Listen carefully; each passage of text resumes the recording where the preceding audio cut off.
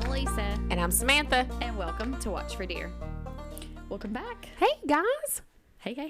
Hello. I want to do a shout out because we've really took some strides the past couple of weeks as far as growth. Man, we have, haven't we? We've took some strides. And I've had so many people comment or contact me and was like, what's your podcast and all this stuff. So thank you. Yes. Thank you. And if you're listening to this, please go on Spotify and give us a good rating and comment on it. Talk to us. That's why we do all the socials, is to talk to our listeners.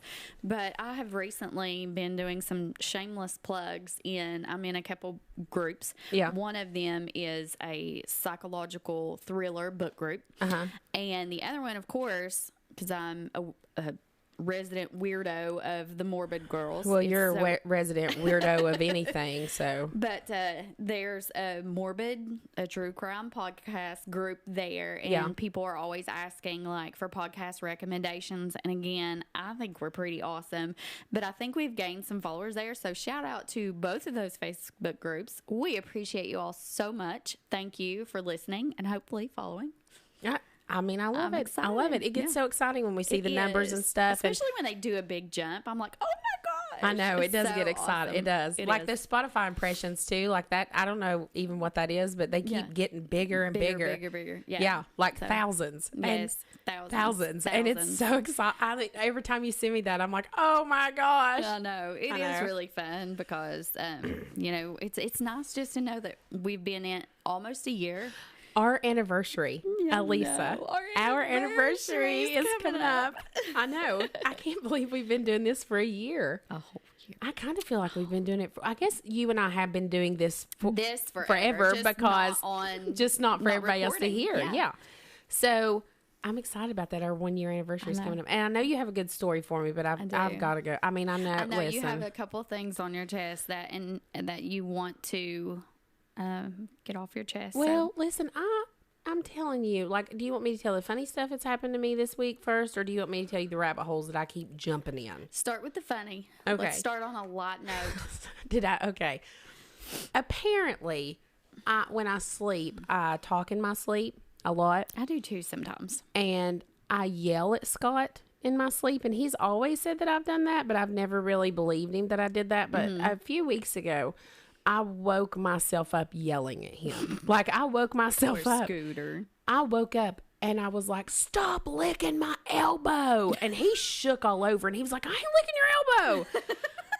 and I went, oh, and I went back to sleep. Well, the next morning when I woke up and I was sat and watched TV and stuff, I realized, I remembered it, immediately remembered it. He gets out of bed and I was like, after he gets stirring around a little bit, and I was like, do you remember me yelling at you last night? And he said, no. And I said, gosh, Scotty, I really, I yelled at you to stop licking my elbow. And he immediately started laughing. And he was like, yeah, I remember that now that you said that. He was like, that's so weird. And I was like, well, I kind of leaned towards you were actually, licking my elbow. Weird. He was like, I wasn't licking your elbow. Or was he? I don't know. He's a weirdo. So this morning, I was in there making coffee. My hair's all over the place. I just stumbled out of bed. It's 5 o'clock in the morning, making coffee. Here he comes. He goes, did you sleep good last night? And I said, yeah, I slept real good. Why? He goes, did you? Did you sleep good, real good? Did you? And I said, I slept like a log. Why? And he goes, because you wouldn't stop putting my hands in your armpits, Samantha. And I was like, what? I was like, what? He goes, you kept grabbing my hand and sticking it in your armpit. And I was like, I'm sorry. I don't know what to say about it. I have no recollection of that whatsoever. I talk in my sleep too. And Dylan does the same thing and fight in my sleep and do all kinds of weird stuff. I don't remember any of this stuff though, but I do. I did yell at him. I woke myself up, it wasn't I was screaming at him. As all the friends in the friend group like to say, poor Scott. Yeah, they do. Poor Scott. Poor Scott. Yeah, I put him through it. I don't mean to. I guess I'm a lot. But anyways, so that, and then another thing this week, this is just a throw out here for, I think that some people don't realize that they can do this, and it's so simple. It's such a simple, dumb thing. But I'm going to tell you something. This week for dinner, after I got home from work, I made barbecue chicken, mashed potatoes. What else did I make? Something else. what else do I make? Oh, green beans and deviled eggs. Okay. Right? And I take Scott his plate. Yes, I take my husband his plate.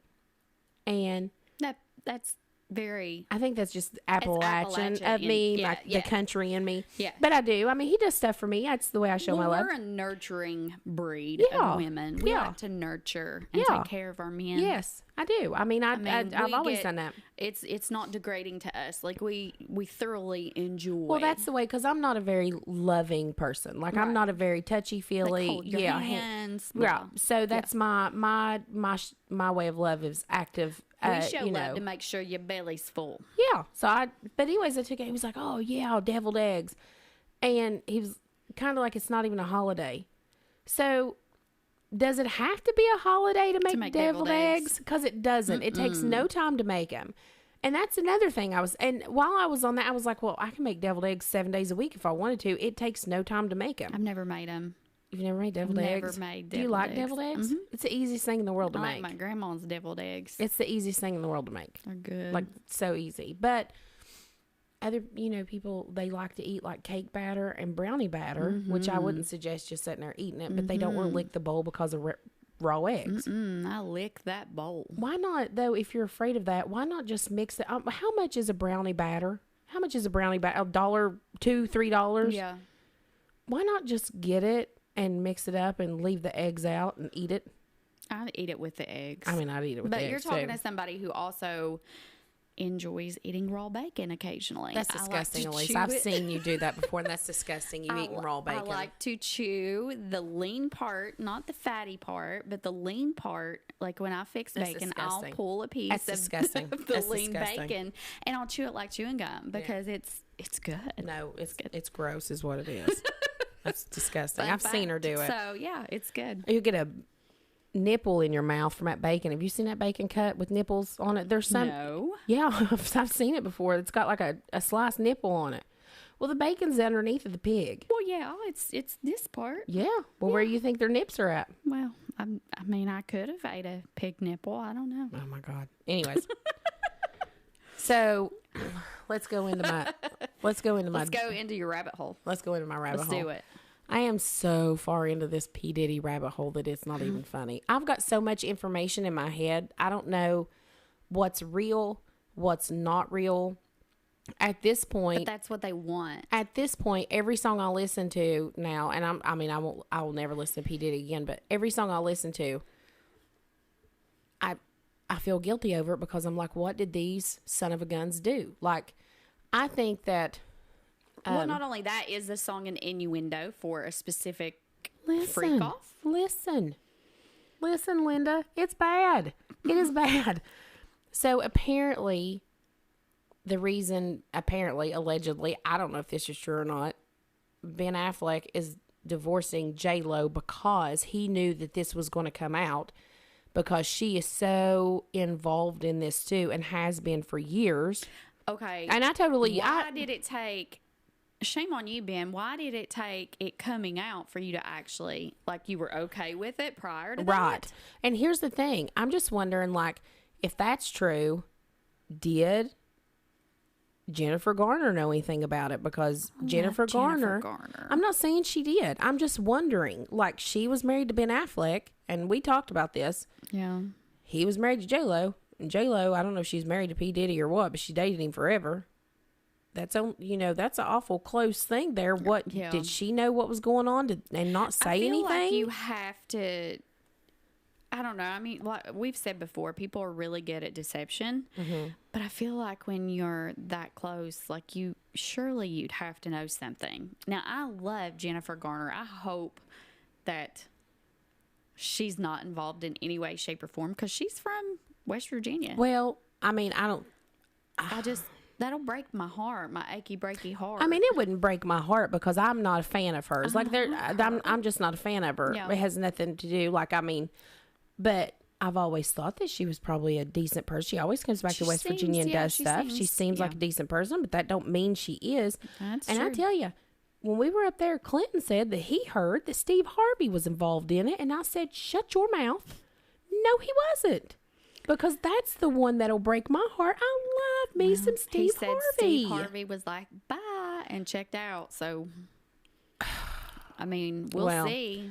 But maybe we won't. Usually all of this gets swept under the rug. It's blown out of proportion. The people who they want to go down for the crimes will go down, and then it'll just poof. Yeah, it'll be all over. So P. Diddy's lawyer went public and said that P. Diddy wants to take the stand and he wants to tell all this stuff.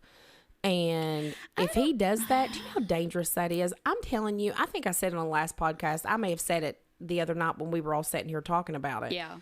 I don't think he will live. No. I don't think he'll live. If he will never take the stand. Yeah, it'll be an Epstein. Yeah, he'll never situation. take the stand. Mm-hmm. Yeah. No, he won't. But I think Jay-Z, Beyonce and all of them's in it. She recited that poem. Beyonce. Oh my Ooh, God. I never did like her. No. Oh my God. No. In my 20s, 30s. Beyonce? Beyonce. No. She's like a goddess. When I was younger, like she literally. I think that right there is the problem that everybody is putting these people, and they are scum of the earth. Yeah. They're scum of the earth. Yeah. Anyways. But then I got older, and I mean, it's Beyonce. I mean, but I used to love her. Well, Adele said she's not going to sing anymore. She stopped touring a couple weeks ago. They're saying that's because of Beyonce. Mm-hmm. I mean, there is, there's so much information in my head right now. I can't even go into it. This would be a really fun topic to do, like a live show.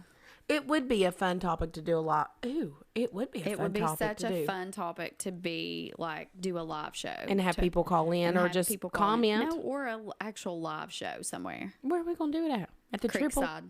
No. They ain't going to let us come do that. They might. I don't know. Do a live show at the Creekside. At the Creekside. At the creek. I mean, you can talk to our manager and see if our manager can get that going for us. Yeah. Yeah. Yeah. All right. If you want to. So, but you know anything else you want to? I mean, I want to just talk about P. Diddy, and I want people to call in, and I want to have an open discussion about it because. But I can't. Okay, let's do this. Maybe for our 1 year anniversary. Oh. We do that. Like, we actually do that. Actually do a live show? Actually do a live show. A live streaming show about topics that's going on right now. Okay. We could totally do that. Because we wanted to do something big, something different for our 1 year. We could do that. We could do a live show. I have no problem with that. Okay. All right. There you go. I think that would be. Do you think? Okay. All right. We'll discuss it. We'll discuss it. I mean, we have to discuss it soon because it's in like 8 days. I know. We're going to have to figure it out. Okay. Give me your story. So, I have a story today. Let me ask you something. Can you pause that? Okay. We're back. We're back. We had a little potty break, and I needed a Dr. Pepper. She needed a drink. This next half hour is brought to you by Dr. Pepper. Taste the refreshment. Sponsor us. It's not really brought to you. That was a shameless plug. I love it. Whatever. I do too. I love regular Dr. Pepper, but it hurts me. Regular? I just think Dr. Pepper's good. Okay, so today we're going to cover the fascinating history of the Salem witch trials. Ooh. With Halloween around the corner, I could not let this holiday pass without dedicating an episode to all the lives that were lost during the mass hysteria of the trials. So I want to start off by introducing, I don't want to say the characters or the players, but the people that were involved. Mm-hmm. So just kind of touch on that. That way we have a list of people that we're going to kind of go with. Okay. So we had the Paris household accusers. So these were the people who were accusing others of being bewitched or being a witch. Oh. We have Samuel Paris. He was the pastor of Salem Village Church who often preached about the work of the devil. He was the driving force behind the accusations. He was driven out of the village and replaced a few years after the trials ended. Then we have Elizabeth Betty Paris. She was 9. Mm-hmm. and Abigail Williams, who was 11. The first of the afflicted girls, Samuel's daughter and niece, they began having unexplained fits in January of 1692 after experimenting with fortune telling and were diagnosed as being possessed. These two girls are like right in the forefront of this. Okay. We have Tituba. She was a female slave who was, some say she was native to South America, and some say she was from Barbados. Some say the Caribbean. She was of a different race, so I don't know where she came from. Yeah. Not real sure. But she was also the first to confess and then turn around and accuse others of being a witch with her. The Putnam accusers. Thomas Putnam, he was one of the wealthiest residents of Salem and the first to seek warrants against the accused witches. As a highly influential church member, he was the driving force behind the trials. He and other members of his family had property disputes with several of the accused, mainly like the Porters, the Paris. Ann Putnam was his wife. Ann Putnam Jr., you're going to learn to hate this little girl. She was 12. Mm-hmm. She was the ringleader at 12 years old. You know, there's only been one kid in my entire life that I've ever hated, and it's that blonde-headed witch from Little House on the Prairie. Oh, yeah. What's her name? What's her name? I know. You just want to that's exactly who Ann Putnam is. I'm not a violent person, but I wanted to punch that kid in the face. I know. What's her name? Google it. What is her name? Go ahead and tell about the people, and I'll Google it. I know exactly who you're talking about, because every time I watch Little House on the Prairie, I wanted to choke her out. The other accusers included Elizabeth Hubbard. Age 18, she was the niece and servant to Dr. William Griggs. So we have him. He comes back around later. Mercy Lewis was Nellie Olson. Nellie Olson. Yeah. So So I envision Ann Putnam as Nellie Olson. Well, as soon as you, I don't even know anything about her, and so funny. And I want to. It's a very accurate description. I want to bratty entitled. I want to throw hands with a 12-year-old. Okay. Well, you're about to throw hands with Ann Putnam. Okay. Can we just refer to her as Nellie Olson? Are we allowed to change her name? I don't think we're allowed to change her name. Mercy Lewis, she was 17. She was a distant relative and servant of Thomas Putnam. She lost both of her parents in raids in Maine at a very young age. Now, she was friends with Ann Putnam, or Nellie. Mary Wolcott, age 17. She was the niece of Thomas Putnam. And, of course, Dr. Griggs. He's going to be the physician who diagnoses the girls with bewitchment. Okay. So I just wanted to kind of lay that out. Now, let's do a little backstory. Okay. Little history lesson. All right, let's do it. One of the first important facts that we need to keep in mind is that Salem was settled by Puritans. Mm-hmm. They had immigrated here to be free from Catholic Church and were a very strict denomination. Yeah. They believed in the second coming of Jesus, and they thought that they could usher that in quicker by creating a most pure and pious community on earth. Well, Puritans. Correct.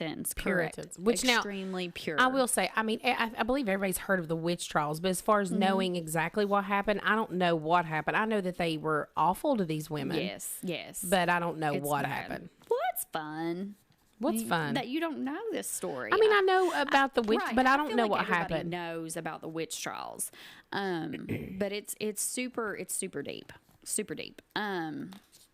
But we're gonna learn about it today. All right. So kick off October, because Tuesday's October 1st. That's right. Yeah. Welcome.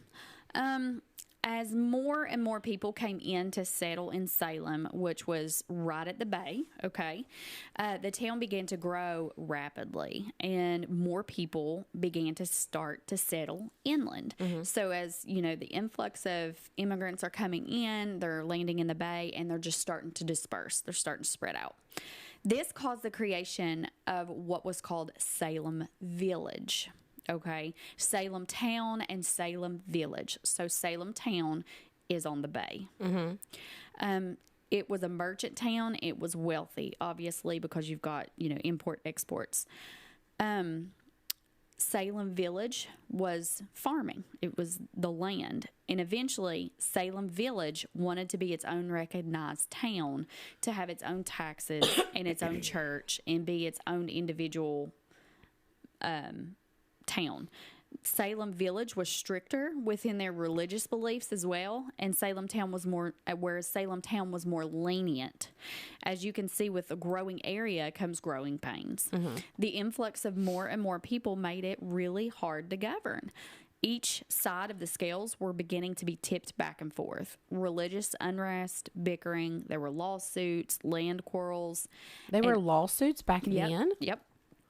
And keep in mind that they used to kind of ration out wood. And you had to have wood to cook, to stay warm. Why would they ration that out? Couldn't you just go get your own wood? Not if somebody else owns the land. Could you go get your own wood? Could you go get your own wood? I mean, I feel like you could go get your own wood. I feel like, but they rationed it in the town.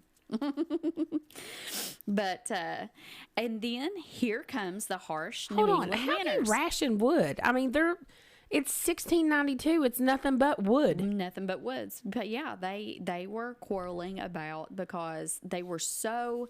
You got to think, this community was so.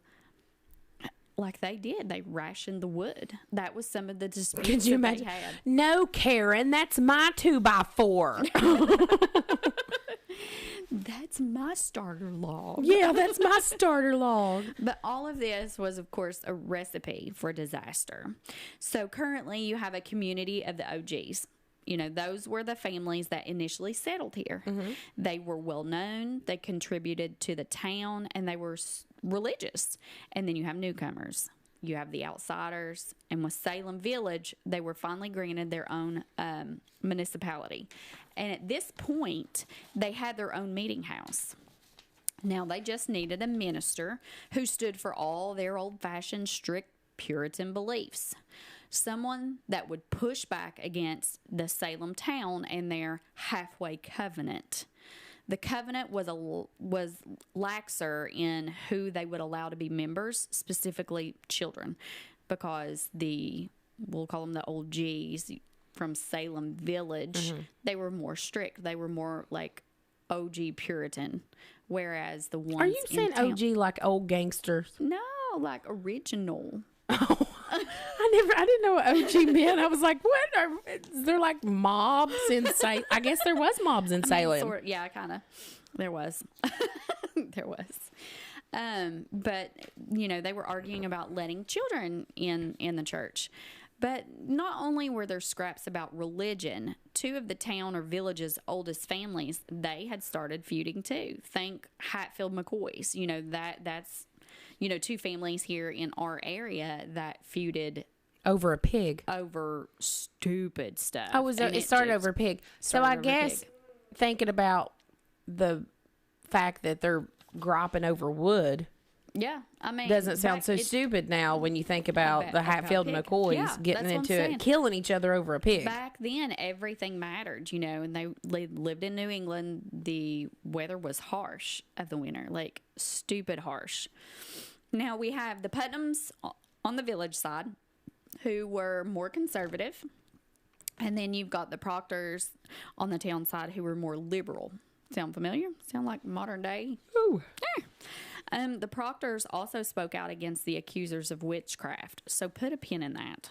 So they spoke out against the accusers of witchcraft. Okay. Ding. Pin. Put a pin. It's there. Now think about being a kid in Puritan times.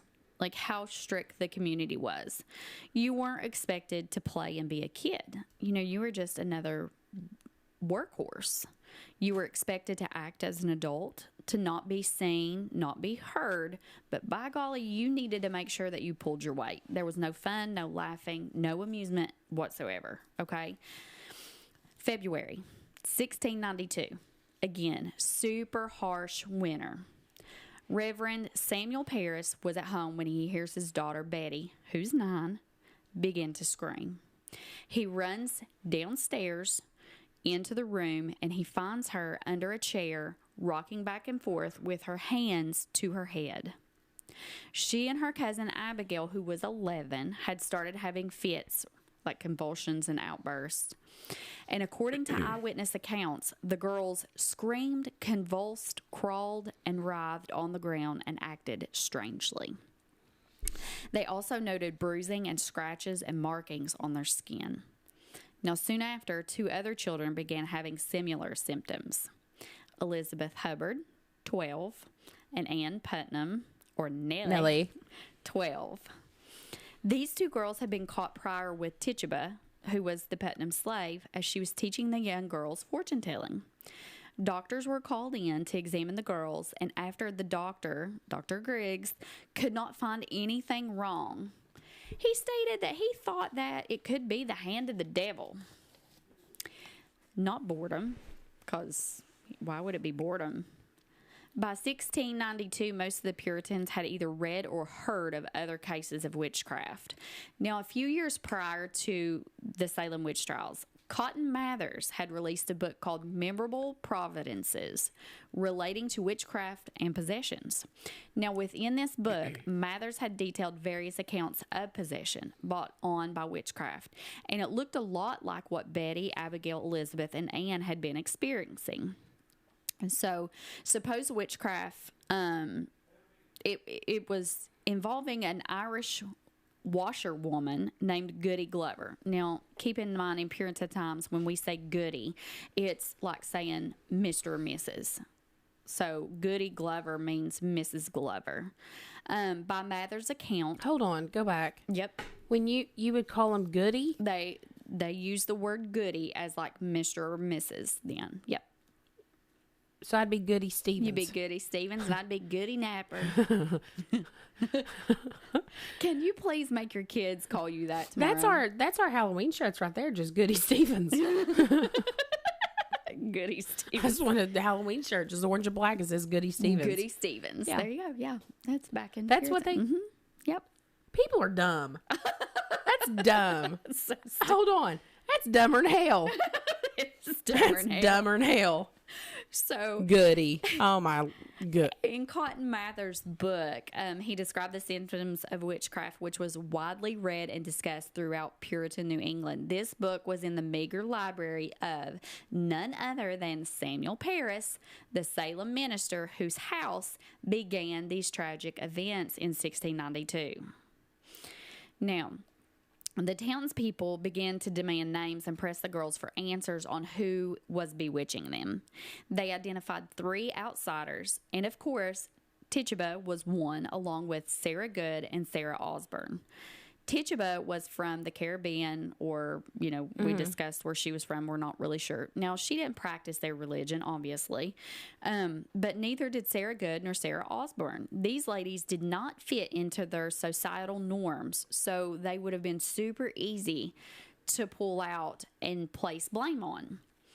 All 3 were taken into custody and interrogated by the town magistrates, who was Jonathan Corwin and Jonathan Hathorne. By March, Tituba confessed to witchcraft, potentially due to self-preservation. I was going to say, they probably beat her to death and starved her, and she's freezing to death in these wet cells. I mean, she probably had to confess. And then she named 2 other fellow witches. It's probably because, that's kind of crappy. But, yeah. But you don't know what you would do in that situation. No, you don't. And I can understand from her perspective. And race in the Puritan time doesn't mean like race today. Like when people talk about race today, we talk about color of skin. Mm-hmm. Whereas they would talk about whether it was male, female, child, adult, outsider, inside. It was overall just someone different. Yeah. It didn't necessarily have to be the color of someone's skin. Yeah. So after she spent a year in jail, she finally went on trial May 9th of 1693. Now, the jury did not indict her.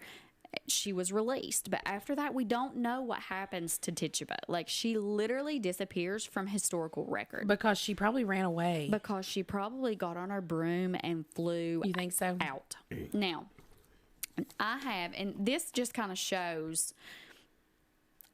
printed off, and I'm just going to read a little bit of it. This was her examination, and it's really hard to read because it's written in the way they wrote in 1692. So it's kind of hard to read because everything's like spelled weird.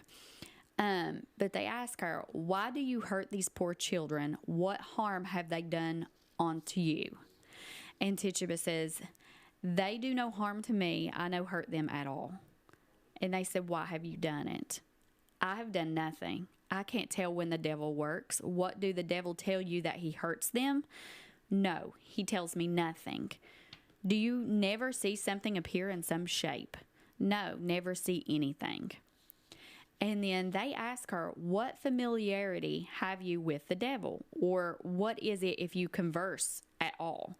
Tell the truth, for it. Who is it that hurts them? And she says, the devil, for all I know. For all I know. For all I know, it's the devil. You know, she's like, hell, I don't know. It's the devil, I guess. You're telling me it's the devil. And they say, what appearance or how doeth he appear when he hurts them? With what shape, or what is he like that hurts him? So prior to this, deny. She's denying over and over. Yeah. And at this point, I think she's like, they're gonna just kill me anyways. Yeah. You know what I mean? Like she's had it. And she says, like a man, I think yesterday. Like a man. Like a man. You remember that? That made me think. Hold on. He appears like a man. No, on Mad TV, remember? She go, he look a like a man. No. You've not seen No. that? Like they asked that woman. Oh, it was like a big thing on there. Like it was always like, they always ask her. She was always a witness to something. Yeah. And the police or judge or whatever. I mean, there were several different episodes of it. And they'd be like, what did he look like? Was he tall? Was he? She go, he look like a man. and they would say something else. She go, yeah, he look like a man. That's all she'd say. That's it. When you said that, that's what made me think. I was like, I loved Mad TV. Go ahead. I'm sorry. Well, yeah. So she says, like a man, I think. She said in the chamber, she saw like a man that told me to serve him, and I told him no, I would not do such thing. And then here's the recorder's note. Whoever's, recording this, writing this down. He says, she charges Goody Osborne and Sarah Good as those that hurt the children, and would have had her done it. She saith she seen 4, 2 of which she knew not. She saw them last night. So here she's saying there were actually 4 people that were with her when they were hurting the children. Yeah. But she only knew the 2, which was Sarah Good and Sarah Osborne. So there's 4 people there. She only knew 2. Who were the other 2 people with her? She didn't know who they were. Oh. She said, and he says, she says, I'm sorry, I said, I would do no such more, but I would fear God. And they said, but why not you do so before? Why wouldn't you hurt the children before? And she says, why, they tell me I had done so before, and therefore I must go on. These were the 4 women and the man. And again, the recorder says, but she knew none but Sarah Osborne and Sarah Good only, and said the others were of Boston. So right there tells me they're like, well, of Boston, like they were from, wherever. Yeah. Were they friends of Sarah Good and Sarah Osborne? We don't know who it was. Isn't it crazy? Like, you're reading that, and now we're sitting here and talking about it. This literally happened. Yeah, it actually really happened. Like, these things actually happened. But they ask her, and they're like, what other likeness did he appear? And she says, sometimes like a hog, sometimes like a great black dog. 4 times she's seen this hog or dog. Oh, she's saying she saw, Okay. Oh. Yes. Oh, what? Yep. You think she's making that up? So. She's probably making that up to save her life. And now, and I get it. I get it because, again, she was an outsider. She was a slave. There was no, see, she'd been with this family forever. She had been with this family forever. She said it was a black dog and a hog and other Ooh. I'd have said all kinds of stuff too. It's hard telling. It's It's hard telling what would have come out of my mouth. I'd have been like, listen, I saw a cat. It's P. Diddy. I see P. Diddy. Listen who was there. P. Diddy was there. It was Sean Puff Daddy Combs. He looked like a man. And he looked like a hog. And he looked like a hog. It was P. Diddy. It's P. Diddy. I bet you we can trace it back to him. I bet we could. Trace it back to P. Diddy. He's done all the bad things. But she had been with this family forever. She took care of the girls in this household. And keep in mind, the girls had been caught playing with her, and she was teaching them how to fortune tell. So, of course, she was close to these girls and always in sight. She was a slave. They didn't really respect her, nor think of her as an actual person. You know, because back then, you know, they'd always dehumanize people like that. Oh, yeah, they wouldn't ever call them as a her. It was it. Yeah. Or that. They weren't, they didn't look at them as people. Yes. So I think the actual word for it, and I could be wrong about this, but I think there's a word for it. I could be wrong about this, but I think they were referred to as chattel, which is livestock. Chattel. I think it was chattel. I'm trying to remember my history classes in college. I think it was chattel, but it was livestock. Yeah. And it was, God, it was terrible. It was terrible. Go ahead. Go ahead and talk. Go ahead. But just, you know, she was an outsider. So I think when the girls got busted, you know, telling stuff with Tituba, it was probably an easy way out for the girls. Well, you know what I mean? I hope she got away. I hope she got away and lived a good life. Now, during this time, most of these people openly confessed to the crime because it was easier than arguing that they were not witches. Most of the time they could confess, show remorse, repent, and then they would turn them away from the village, but at least they were alive. So do you talk about any of the punishments on this? Okay. Yep. So now keep in mind, those who were denied were usually killed. So if they come in and they're trying to get you to confess that you're a witch and you're no, I'm not a witch, you know, they would usually kill you. That was the trend. If you confessed, you know, you were spared, which makes no logical sense to me. Well, at all. I just remembered that whenever I went to Virginia Beach years and years and years ago, and they do plays outside, and I actually watched a play on the Salem witch trials. And one of the things that they had done to the woman on this play that was supposedly the witch, she could confess. Mm-hmm. No, hold on. They tied her to a piece of wood and threw her in the river. And if she drowned, she was innocent. Right. But if she didn't drown, then she was a witch and they were going to burn her at the stake. Yeah. But if she did drown, then her soul would be at ease because she really wasn't a witch. Like, what utter BS is that? So, yeah, there were ways that they would try and determine if you were a witch or not. And one of them was the swimming test. Is that what that was? They would bind them to something. They'd throw them in a body of water. If they bobbed, they were a witch. Yeah. If they sank, they were a normal person. But they were dead. But they did. But they were allowed to be buried then. Right. They'd be buried in the family plot. Yep. Not as a witch. They could have a proper burial. Yep. Oh, Lord, Salem. Next was the prayer test. If they could say the Lord's Prayer, then they weren't a witch. However, they did end up hanging George Burroughs, who was, I think he was like a prior magistrate, but I think he actually served as a pastor in the church, and then like he ended up leaving or whatever, and then they brought him back. But anyways, he cited it perfectly, the Lord's Prayer. But didn't matter. Gone. Witch cakes were also a method. Do you know about these witch cakes? They sound like a Halloween treat. They sound like a treat, do they not? So a witch cake was a method where they would take the urine of the afflicted girls and they would make a cake with it. They would then turn around and feed it to a dog, which they believed to be a familiar. Once the dog ate the cake, it could either, a couple of things. It could either, like, it would transfer the bewitchment to the dog, right? Uh-huh. Or the dog would be able to tell who the witch was. Listen, this is a wild, this actually happened, people. What happened? There we go. Sorry. Did you fix it? Yep, I hit it. They literally peed in a cup, Yes. mixed up a birthday cake, Yes. fed it to the dog. Yep. I want you to It's think, legit. I want you to wrap your mind Yes. around that. Listen to me.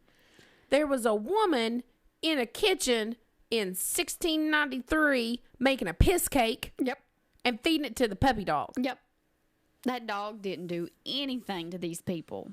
I have eat piss cakes. Listen, I run my dog out of the cat's litter box constantly. You think a dog cares about mine up on the eating dog a pea page. cake? No, dogs love pee. But so the other thing they would do, they would search for, were called witches' marks. They would look upon the bodies of those who were accused, looking for moles, birthmarks, or even what they called a witch's teat. We call them mouse's titties, or like skin tags. You ever have little mouse's titty? You know what I'm talking about? Hold on. You call a skin tag a mouse titty? A mouse titty. I've never heard of that before, Mom. Yes, what my grandma and everybody always called it. Mouse titty. Never. Yes. Never in my We've always life. called them little mouse's titty. You got a little skin tag, it's called a little mouse titty. Never in my life, Elisa. Never in my life have I heard that. I've been here my whole life and I've never heard of a skin tag called mouse titty. Well, I'm way up in the holler. mouse titty. Like, I was born way up in the holler. Yes, a mouse's titty. It's like a skin tag. So if And you have a skin tag, you're a witch? I'm a witch. Yeah, if you have a skin tag, you're a witch. And this meant that witch's titty or mouse's titty, that was what the witch used to feed her familiar. Oh, shut up. What? So, and They'd suckle on a skin tag? They'd suckle on a skin Elisa, tag or mole these people or are something. But for those of you who don't know, a familiar is a animal, an insect, a frog, a toad, something, a bird, something that the witch, her spirit or whatever, could take shape of. It was like her assistant. Yeah. Vampires have them. Yeah. Like if you watch shows, vampires have them. Like any kind of monster type thing has a familiar. Can transform into it can even be a human too. Yeah. And usually the familiar, like if it's a dog, human, whatever it is, they do all these favors in hopes with vampires to be turned into a vampire one day, or like to get witches' powers, or to suckle on that mouse's titty. Suckle on that mouse's titty. That's the grossest thing I've ever heard in my life. I can't believe you've never heard that. I can't believe you referred to it as that. Yeah, mouse's titty. That's what I've always heard it called all my life. I'm going to get a t-shirt that says, I'm a witch, I have a mouse's titty. Okay, Goody Stevens. Goody Stevens. That's what it's going to say Stevens. on the back. Like I'm going to have like a number on it, and it's going to have a number on the back, like a sporting number. It's going to say Goody Stevens on the front of it. It's going to say 1692 Goody Stevens. Goody Stevens. That's good. Good. I like it. I like it. Now, as more and more people were questioned, more people spit out names of others. Several times it was people who were church members or leading members of the community. No one, it seemed, was exempt. Eventually, the townspeople locked up Dorothy Good, who was Sarah Good's 4-year-old daughter. As some people had alleged that poor little baby, they locked up yes, had practiced witchcraft right along with her mother. She's 4 freaking years old. I promise you, she ain't doing no hoodoo voodoo by her Listen, if mama. they did anything bad to that baby, skip over it.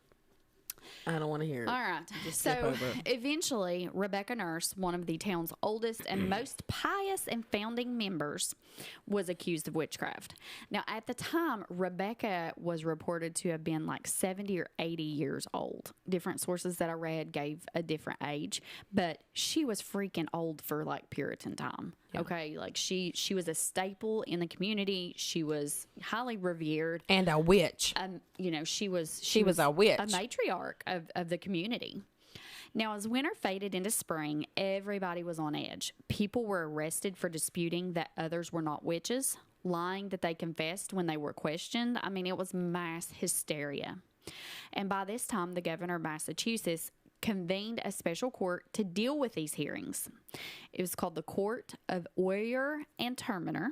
A what? Oyer meaning to hear and Terminer meaning to determine. Good job, my little teachy friend. They had appointed 7 commissioners or juries or whatever to stand over these hearings. May 10th of 1692, the first victim and one of the first accused would die in prison, Sarah Osborne.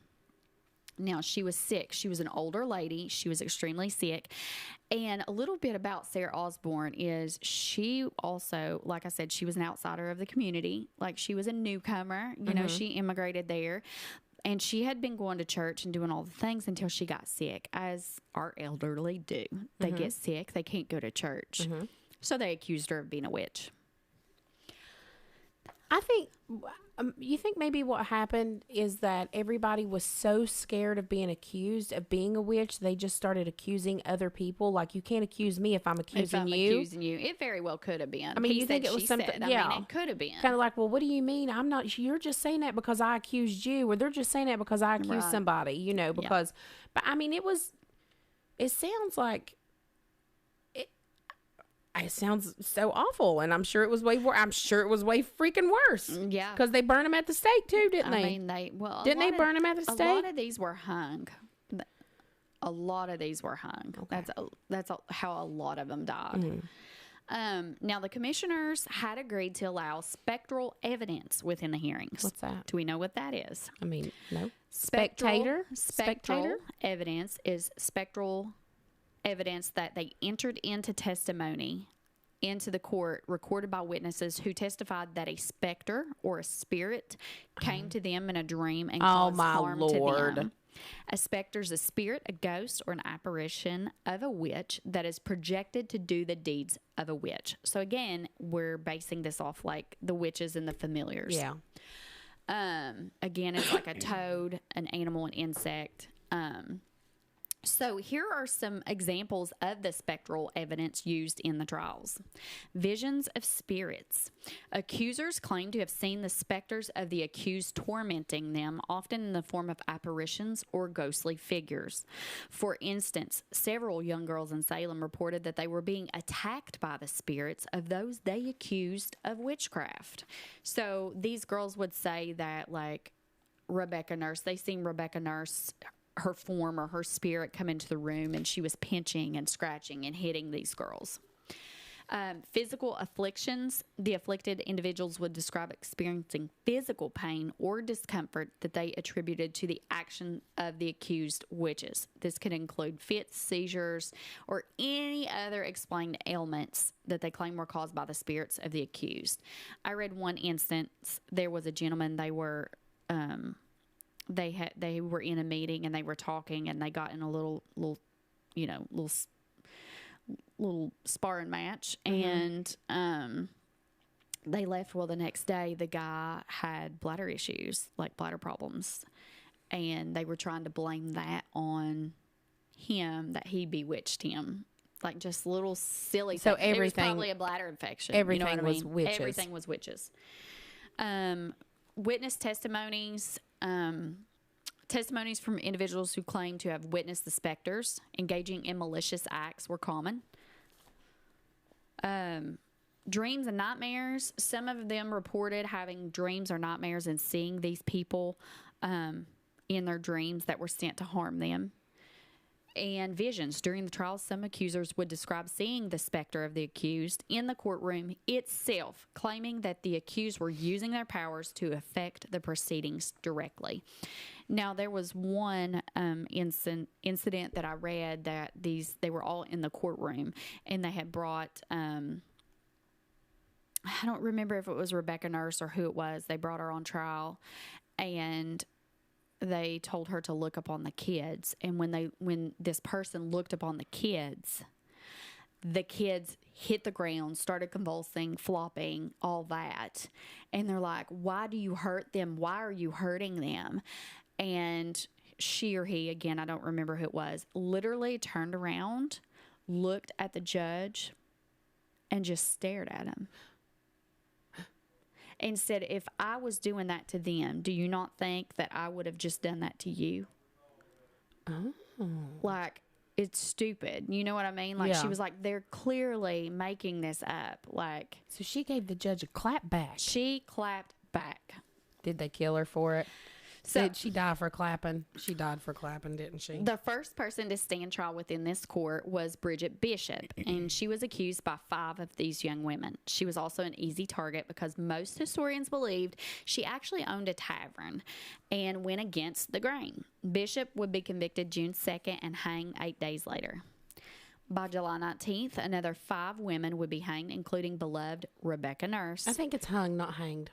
Whatever. Hung. I'm just telling you, I think it is. Hung. I'm kind of too tired to really correct your grammar right now. I think it's hung. They hanged them. I mean, just say hanged. You're fine. Go on. They hung them. They hung them. They hanged him. They hung them, Elizabeth. Then they buried him. They buried him. They buried him. Actually, they didn't bury him. What'd they do with him? They just left them. They cut them down and threw them over the cliff. They were not respectable enough to be buried. But anywho, they hung 5 more suspected witches. By September, the grand jury had indicted 18 more people suspected and or accused of witchcraft. One telling factor in this whole incident, most of the people that had been accused, murdered, or held in prison at some point had feuded with the girls' families at one point or another. I wonder, too, if these so-called witches were really beautiful. And the other women were jealous of them. Jealousy is a very nasty trait. I wonder if that, if they did, if they're like, oh, my husband's been looking at. You've been walking Miss Good down the street. My husband's been looking at Miss Goody Good, whatever her name is, and she's a witch. She's bewitched him. Her bonnet looks better than mine. Yeah, her bonnet's too short. You can see the bottom of her earlobes. She's a witch. Yeah. Burn that whore at the stake. Sure. I bet. I 100% would say. I guarantee. Because again, she bewitched him. She bewitched him. And liberal. I mean, yeah. Each side. She bewitched him. Side.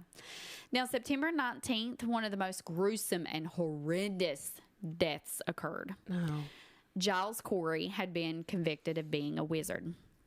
Oh, it's a guy. I say the apparition of Giles Corey come and afflict me to write in his book. And so he continued most dreadfully to hurt me, by times beating me and almost breaking my back till the day of his examination. I verily believe in my heart that Giles Corey is a dreadful wizard. Now, that was a testimony that was given in the court of Oyer and Terminer, and it came from the book Salem Witch Trials, a history from beginning to end. So when Corey appeared in court, he refused to enter into a plea of guilty or not guilty. Now, under the laws of that time, without a plea of any sort, he couldn't be tried. So if he didn't plead guilty or not, he couldn't be tried. So in their morbid attempt to get him to confess, they stripped him down naked, laid him up on the ground with a board across his body, and slowly they would add boulders to the board on top of Mr. Corey. Now, the goal was to cause him so much pain that he would eventually admit to being a witch. However, being the badass man that he was, he refused, and eventually he was crushed to death by boulders. And at one point, the pressure on his body was so immense. Let's not talk about it. That it forced his tongue out of his mouth. I hate you. And one of the commissioners used a walking stick to poke it back into his mouth. You think how savage that is. By that October, the leaders began to question what was really going on. I mean, it's murder. There's a bunch of murders going on. After numerous convictions and executions had already been given. Now, they began to speak out on allowing spectral evidence within the cases, as, of course, this evidence can't be proven. Increase Mathers, who was Cotton Mather's father, was a leader in obtaining the stop of the using of the spectral evidence.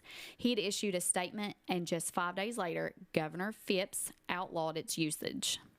Phipps' next great decision was dissolving the court of Oyer and Terminer and releasing many who were still held in the jail. He also forbade any Salem officials to arrest anyone in relation to the accusations of witchcraft. This drastically slowed the hysteria that was caused by the young girls, and it allowed the leaders to kind of just pause, step back, and take a breath. Now, this went on for a while. Eventually, they did let those who had survived out of jail. And the ironic thing is I was listening to a podcast. It's called Unobscured. And it's a season based on the witch trials. And they were talking about Rebecca Nurse, how during all of this, I guess right before she was put to death, she had actually received a pardon. And from the governor, like she had received a pardon, but they come back and there was something that happened and they ended up hanging her anyways. Now, conclusion and theories. My biggest takeaway from this, I really think it was boredom. We have all these Puritan kids in a tough winter. You can't go outside. You can't play. You can't read for pleasure. If you read, you had to read the Bible. These kids were bored. They were bored. They had no say in anything. And when they got busted doing the fortune telling and playing with Tituba, they accused her. And I'm sure they probably pulled the book out and read about the confessions by Mathers. Yeah. And they're like, ooh, let's do this. Well, it may have started with that, but it snowballed and from there. And it snowballed. What are you going to talk about? Nails? What's her name? I just said her name. The girl. I'm working on it. Well, you just said conclusion. I'm working on it. Just give me a minute. And I don't know how to say this word, so you can correct me, ma'am. Another theory was that it was ergotism. Ergotism? Convulsive ergotism.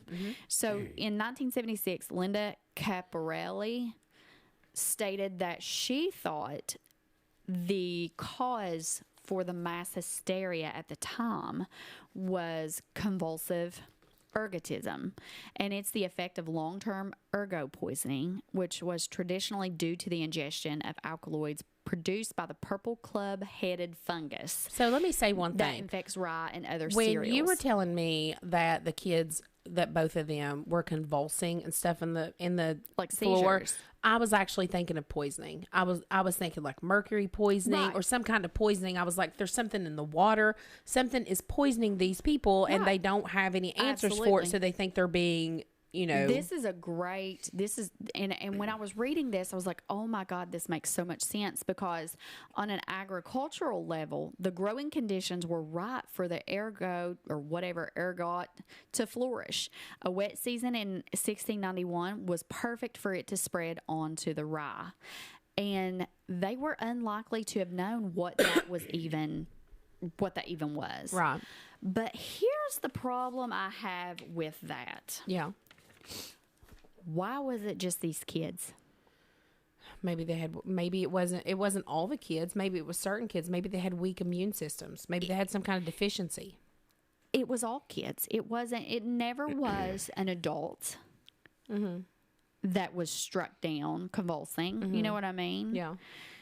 In this initial, I don't. Are you sure it was never an adult? Well, I'm not going to say it was never an adult, because there were adults that were struck down and sick, but in this initial phase that started everything, maybe it was an allergy. Who knows? It was kids, but it's so ironic to think too. There's diseases now that kids get that adults don't. Hand, foot, and mouth disease. Yep. You never really hear of an adult getting that, but boy, don't that spread around school. Yep. There's stuff that children get, chicken pox. Yep. Adults don't really get those. Children get that. So, I mean, it could have been if it was just kids, because I don't really know all about this. Now, but like I said, I don't think it was that. I don't think it was, because I feel like you would have had, and this ergotism or whatever has, hallucinations, convulsions and things, and it made perfect sense. But after reading the article and reading some stuff online, there's just no way that that's what it was, because it would have been the whole community. If you're eating the same bread from the same, it's not it. Okay. I think it was just a perfect storm of social, religious, and economic unrest, and it was fueled by lies and accusations. Or the girls were instructed to blame people because of family feuds. Sure. I mean, it could have been anything. Now, coming back to Miss Ann Putnam, or Nellie. Nellie Olson. In 1706, she would become the only one of the so-called afflicted girls to publicly admit that she had lied and offered an apology.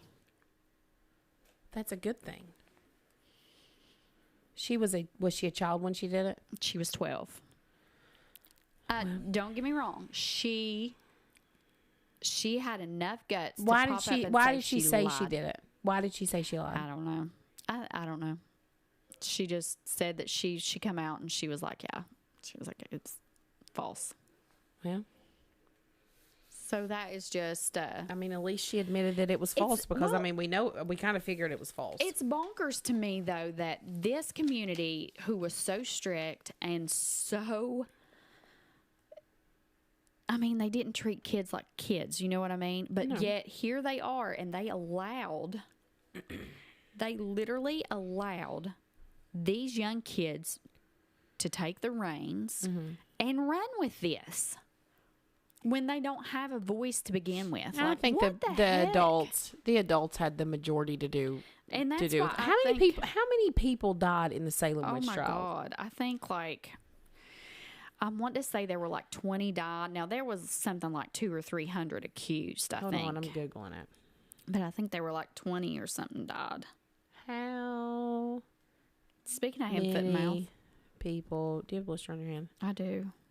My hand's itching. In the Salem. I think it is 20. Which tries in total? 25. Okay, 25. But there was something like 200 or 300 that were accused. Yeah, 25. Okay. But there shouldn't have been a single one. But yeah. So that's the Salem witch trials. What do you think of that? I mean, I think it's bonkers that this is real life. This is history. This actually happened. It's hard to wrap your mind around that this actually happened. This took place. Yes. Yes, it did. It really did. It's so out there. It's so bizarre. Mm-hmm. Yeah.